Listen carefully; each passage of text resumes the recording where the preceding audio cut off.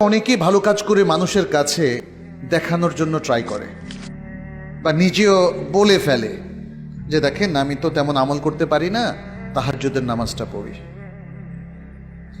কেউ কেউ দেখলাম যে বলার সময় কত টাকা জাকাত দিলেন, কত লাখ টাকা বা কোটি টাকা, সেটাও বলে ফেলেন। এটা কি বলাটা খুব জরুরি আপনাদের জন্য বলেন তো? আল্লাহ মানে অন্য দ্বারা বললে আল্লাহর বিরুদ্ধে সাক্ষী রাখলেন নাকি? তাহলে যত গোপন রাখা যায়, আপনার ভালো আমলগুলোকে যত গোপন রাখা যায় ততই এটা আপনার ইখলাসের প্রমাণ। এটা যে আল্লাহর জন্য করলেন সেটার প্রমাণ। আর যত প্রকাশ করবেন তত সেটা ইখলাস বিরোধী হবে, কারণ আপনার অজান্তে এটা আপনাকে রিয়ার দিকে ঠেলে দেবে, আর রিয়া মানুষের আমলকে বাতিল করে দেয়। অতএব মনে রাখবেন, আপনি অতি সঙ্গোপনেও যদি ভালো কোনো কাজ করেন, আল্লাহর ইলম থেকে সেটা কখনো গোপন থাকে না, এবং নিশ্চিত আপনি আল্লাহর কাছে তার রিমুনারেশন, তার রিওয়ার্ড, তার সওয়াবটা পাবেনই।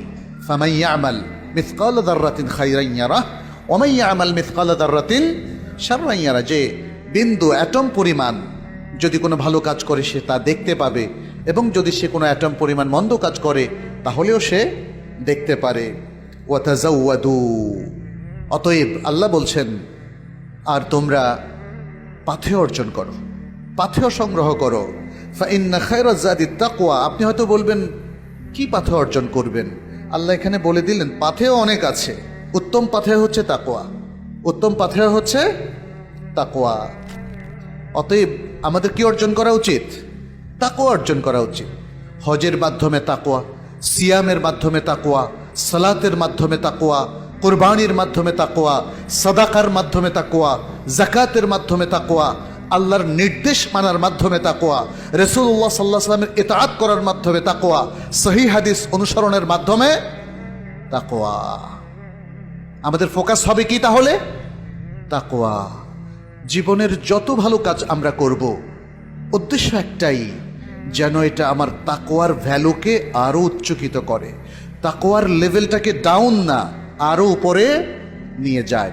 মনে রাখবেন, আপনার তাকওয়া যত বাড়বে আপনার পজিশন তত বাড়বে, আপনার তাকওয়া যত বাড়বে আপনি ততই আল্লাহর নৈকট্য অর্জন করতে পারবেন। বিপরীতে এটাও মনে রাখবেন, আপনার তাকওয়া যত কমবে আল্লাহর কাছে আপনার পজিশন তত কমবে। আপনার তাকওয়া যত কমবে আপনার রিওয়ার্ডও তত কমবে, এবং আপনার তাকওয়া যত কমবে ততই আপনি বেশি ঝুঁকিতে পড়ে যাবেন। আপনি পাপে সম্পৃক্ত হয়ে যেতে পারেন, আপনি আরও নানা রকম ঘাটতিতে পড়ে যেতে পারেন। অতএব প্রত্যেক মুসলিমের ফোকাস হতে হবে যে তারা তাকওয়া অবলম্বন করবে, তাকওয়ার বাইরে তারা যাবে না, এবং তাদের প্রত্যেকটা আমালে সালেহের মূল ফোকাস, মূল লক্ষ্য, মূল উদ্দেশ্য হবে তাকওয়ার লেভেলটাকে বাড়ানো। এই জন্য আল্লাহ তাআলা দেখেন, মনে হচ্ছে আল কোরআনে সবচেয়ে বেশি যে ওয়াজটা করেছেন সেটা হচ্ছে তাকওয়া।